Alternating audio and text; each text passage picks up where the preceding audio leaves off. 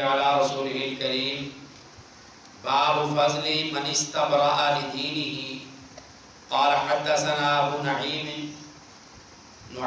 قال حدثنا زكريا عن عامر قال سمعت النعمان بن بشير يقول سمعت رسول الله صلى الله عليه وسلم يقول الحلال بين والحرام بين وبينهما مشبهات لا يعلمها كثير من الناس فمن اتقى المشبهات استبرأ لدينه وعرضه ومن وقع في الشبهات كراع يرعى حول الحمى يوشك أن يواقعه.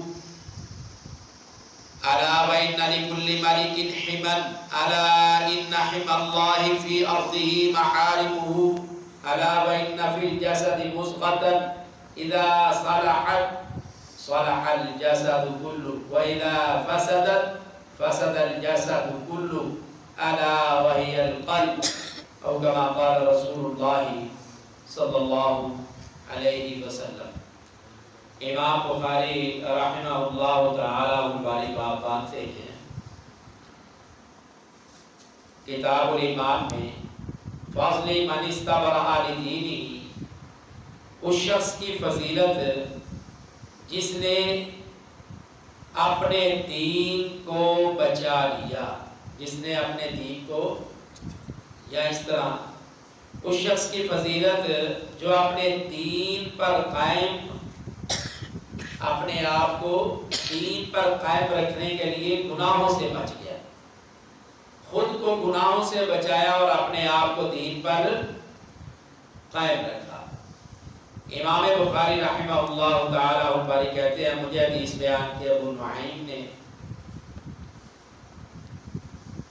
وہ کہتے ہیں مجھے حدیث بیان کی زکریا نے، وہ عامر سے بیان کرتے ہیں، وہ کہتے ہیں میں نے سنا سیدنا نعمان بن بشیر رضی اللہ تعالی عنہ سے، وہ کہتے تھے میں نے آن حضرت صلی اللہ علیہ وسلم سے سنا اللہ اکبر یقول والحلال بین والحرام بین.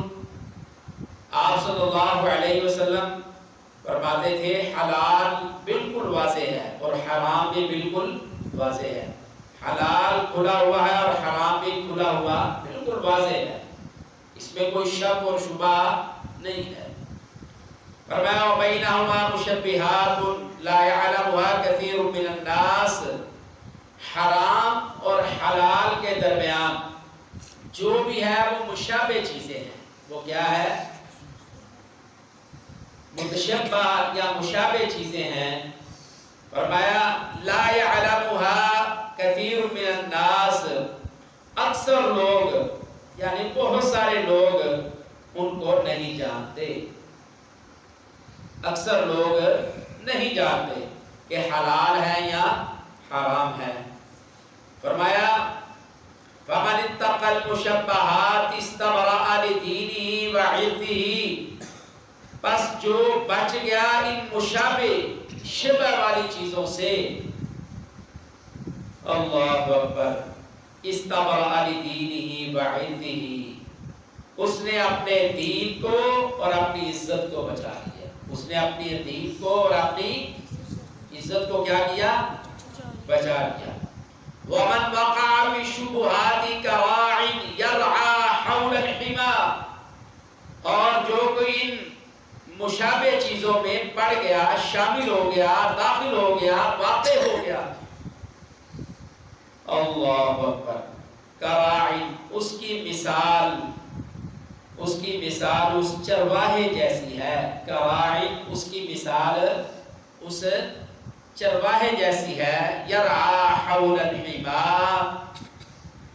اللہ اکبر، کہ وہ چرواہا اپنے جانوروں کو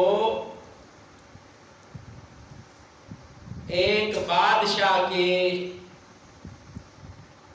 باڑ کے آس پاس اپنے جانوروں کو چرواتا ہے. ایک بادشاہ ہے، مثال کے طور پر ایسی چراگاہ ہے جس کے پاس کسی بادشاہ کی رہائش ہے، جس کی بادشاہ کی رہائش ہے. لوگوں نے گھروں کے باہر گرین زون بنائے ہوئے ہوتے ہیں. اس طرح سمجھ لو مثال کو، یہ ہمارا مسجد ہے، ادارہ ہے، اس کے باہر ہم نے ایک باغیچہ بنایا ہوا ہے. کیا بنایا ہوا ہے؟ باغیچہ.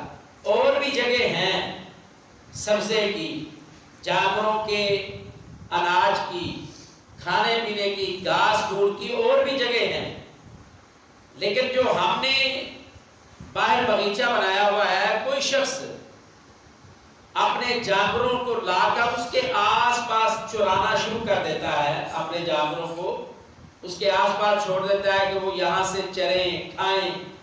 ٹھیک ہے، تو ہر وقت اس چرواہے کو یہ ڈر رہے گا کہیں اس چراگاہ کے اندر، اس باغیچے کے اندر میرے جانور نہ چلے جائیں. یہ اسے فکر رہے گا.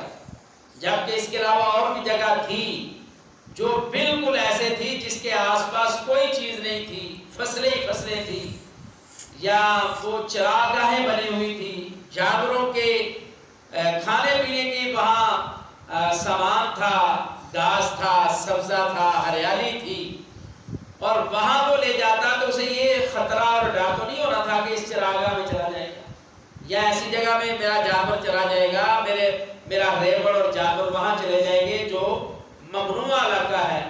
تو یہاں رسول اللہ صلی اللہ علیہ وسلم نے مثال دیا، فرمایا کراعن، اس چرواہے جیسے اس بندے کی مثال ہے، یرعا حول الحمى، کہ وہ شاہی محفوظ یعنی بادشاہ کی چراگاہ کے آس پاس، بادشاہ کے اسے بادشاہ کے چراگاہ کے آس پاس اپنے جانوروں کو کیا کرتا ہے؟ چراتا ہے. یوشک ان یواقعہ، اسے ڈر لگا رہتا ہے، اسے ڈر لگا رہتا ہے، شک میں پڑا رہتا ہے کہیں میرے جانور اس چراگاہ میں داخل نہ ہو جائے. کیوں بھلا؟ اس چراگاہ میں داخل ہو گئے تو ظاہر بات ہے وہ بادشاہ کی چراگاہ ہے، تو شاہی مجرم بن جائے گا، بادشاہ کا مجرم بن جائے گا.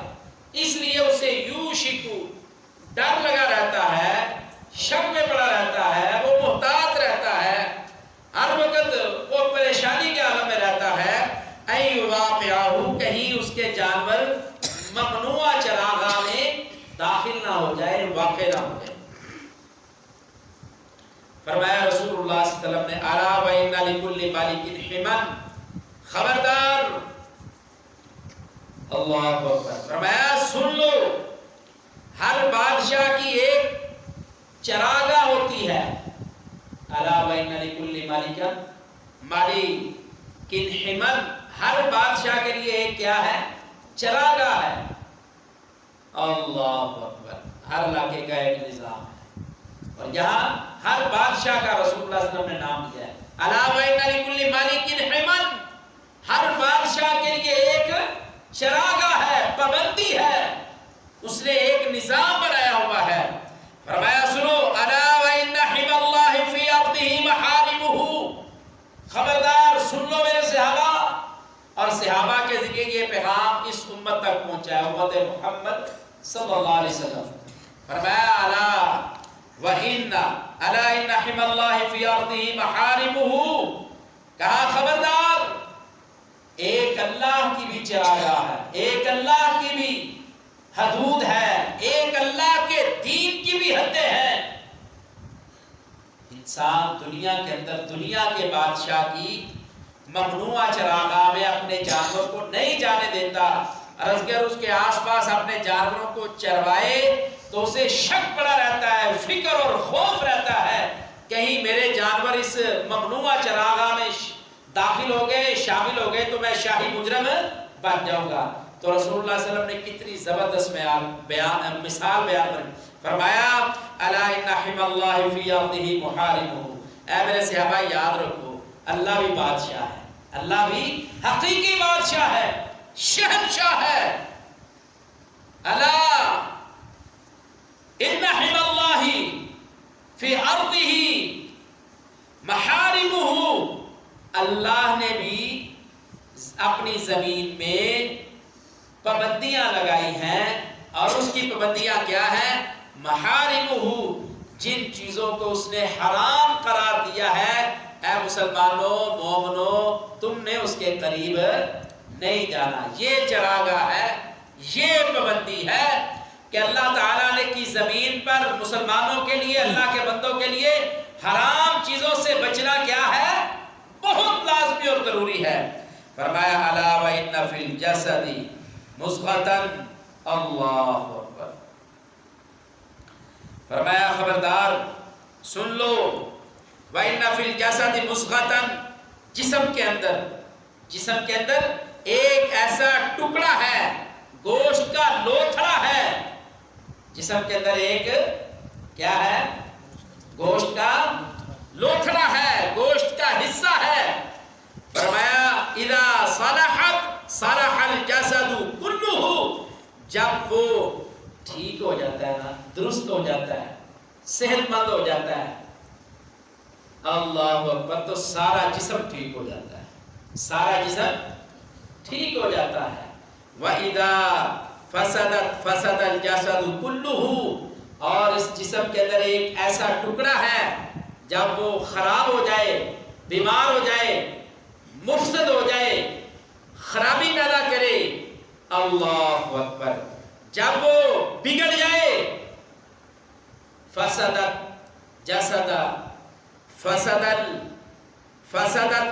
الجسد كلہ، تو پھر سارے کا سارا جسم بگڑ جاتا ہے، خراب ہو جاتا ہے، بیمار ہو جاتا ہے، سارا جسم بخار زدہ ہو جاتا ہے، بگڑ جاتا ہے.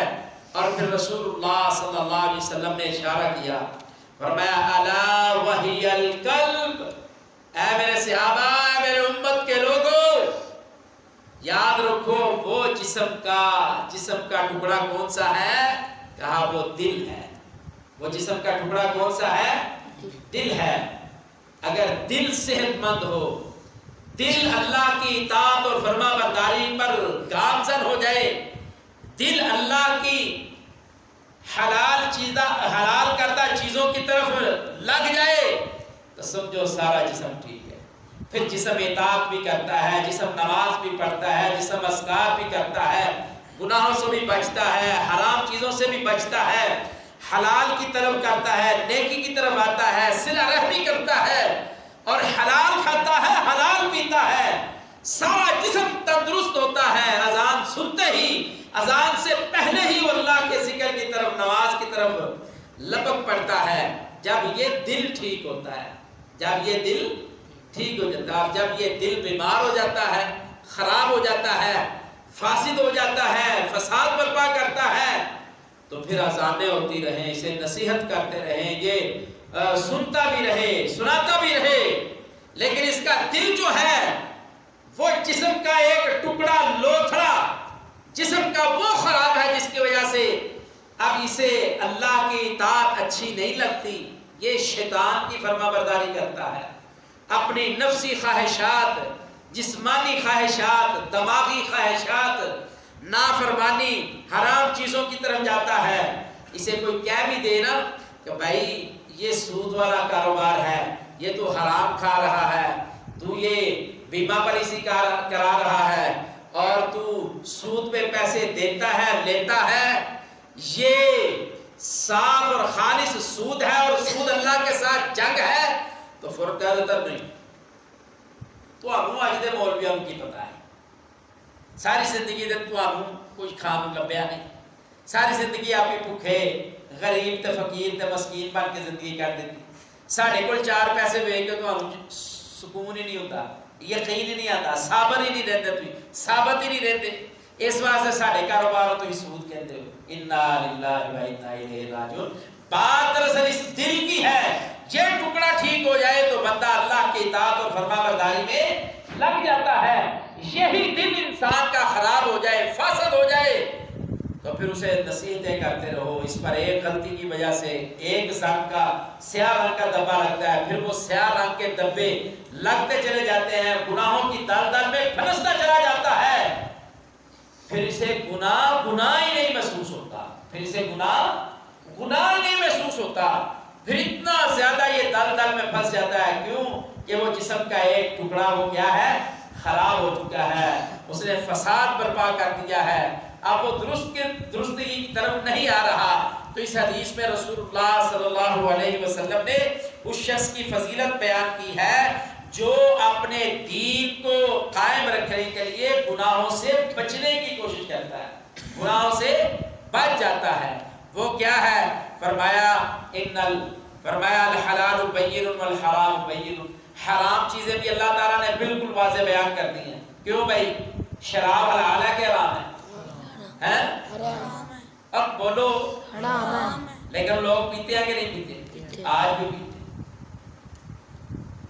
اللہ تعالیٰ نے بالکل واضح کر دیا ہے انما الخمر والمیسر والانصاب والازلام رجس من عمل الشیطان فاجتنبوه. لیکن انسان پھر بھاگ کر شراب کی طرف جاتا ہے. حرام بھی بالکل واضح ہے اور حلال بھی بالکل واضح ہے. اللہ تعالیٰ نے یہ گندم، چاول، دودھ، شہد اور پھل فروٹ جو ہیں یہ سارے کے سارے حلال کیے. گائے کا گوشت جسے تکبیر پڑھ کر ذبح کیا جاتا ہے، بکرے کا، اور وہ جانور جو حلال ہیں جن کا شکار کیا جاتا ہے، یہ سارے حلال جانور ہیں. پھر بھی اسے چھوڑ کر وہ سور کھاتا ہے اور سمجھتا ہے سور میں طاقت اور توانائی بڑی ہے. سور کھائے گا تو پھر سوروں والے کام کرے گا. اللہ تعالیٰ نے حلال چیزیں بھی بالکل واضح کر دی ہیں، حرام بھی واضح کر دی. اطاعت اور فرما برداری کا اجر اور ثواب بھی دس دیا ہے. گناہ اور بدی کا، گناہ کا، ظلم اور زیادتی، چوری چرکی اور ڈاکے کا اللہ تعالیٰ نے بالکل واضح کر دیا ہے. لیکن اس کے باوجود لوگ چوروں کا ساتھ دیتے ہیں، ایماندار کا ساتھ نہیں دیتے.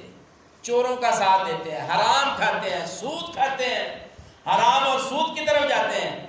حرام اور سود تو ہوا. اللہ تعالیٰ نے مرد اور عورت کے حق اور حقوق بیان کیے کہ نہیں؟ وصیت کی ہے. فرمایا یوصیکم اللہ فی اولادکم للذکر مثل حظ الانثیین.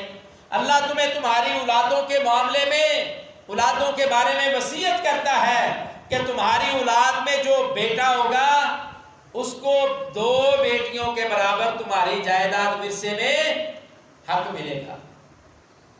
یہ قرآن کی آیت ہے. یہ کیا ہے؟ قرآن کی آیت ہے. سورہ کون سی ہے؟ نساء ہے. 4واں پارہ ہے، سورۃ نساء ہے. دیکھ لو، اچھے بڑے عقل مند انسان ہوں گے، بڑی ان کو جمع تفریق آتی ہوگی، بڑے قاعدے اور قانون آتے ہوں گے، دنیا کی بریک بینیاں ان کو آتی ہوگی. لیکن جب اللہ کے حکم کی بات آتی ہے اپنی بہنوں کا حق نہیں دیتے جو باپ وراثت چھوڑ کر گیا ہے. بیٹیوں کو حق نہیں دیتے کہ بیٹیوں کا نکاح کر کے کسی اور کے نکاح میں دے دیں گے تو جائیداد اس کے گھر میں چلی جائے گی. بالکل اللہ کے حکم کی نافرمانی کرتے ہیں. جبکہ اللہ تعالیٰ نے حلال بھی واضح کر دیا ہے، حرام بھی واضح کر دیا. پھر رسول اللہ صلی اللہ علیہ وسلم نے اس کی مثال دی. کراعٍ یرعیٰ حول الحمى. کہا ایسے انسان کے بارے میں سوچو جو چرواہا ہے، اپنے جانوروں کو چرواتا ہے. ایک بادشاہ ہے، اس نے ایک چراگاہ بنائی ہے، اس میں کسی کو بھی داخل ہونے کی اجازت نہیں ہے، کوئی انسان داخل ہو اس کو اجازت نہیں ہے. لیکن یہ چرواہا اپنے جانوروں کو اس کے آس پاس چرنے کے لیے چھوڑ دیتا ہے. یوشک ان یواقعہ، اسے یہ فکر پڑی رہتی ہے کہ کہیں میرا جانور اس ممنوع علاقے میں، باڑ میں، باغیچے میں داخل نہ ہو جائے. اگر داخل ہو گیا تو بادشاہ ہے نا، وہ میرے جانور بھی قبضے میں لے لے گا، مجھے بھی سزا دے گا. شاہی مجرم بننے سے ڈرتا ہے. اے حضرت انسان، اللہ رب العزت تو شہنشاہ ہے، حقیقی شہنشاہ ہے، حقیقی بادشاہ ہے. اور اس کی زمین پر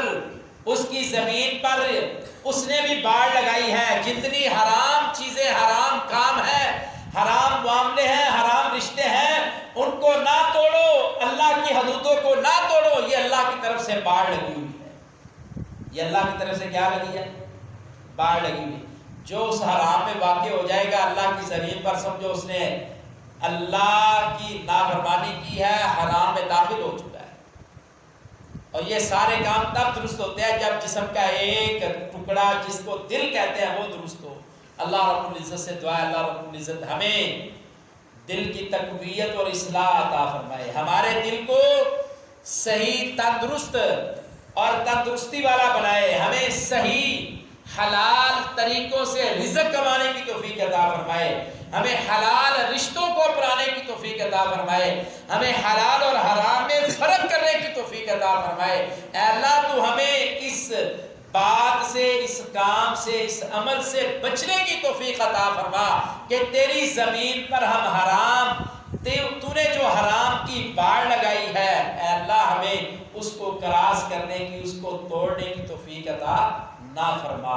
اے اللہ ہمیں تو فطرت سلیم پر پیدا کیا ہے، ہمیں فطرت سلیم عطا فرما، ہمیں اپنی فرما برداری اطاعت عطا فرما۔ اے اللہ ہمیں رسول اللہ صلی اللہ علیہ وسلم کی فرما برداری کرنے کی توفیق عطا فرما۔ اے میرے مالک ہمیں زندہ رکھ دین پر، دین اسلام پر، موت دے تو شہادت جیسی عظیم موت عطا فرما۔ سبحانک اللہم و بحمدک، اشہد ان لا الہ الا انت، استغفرک و اتوب الیک۔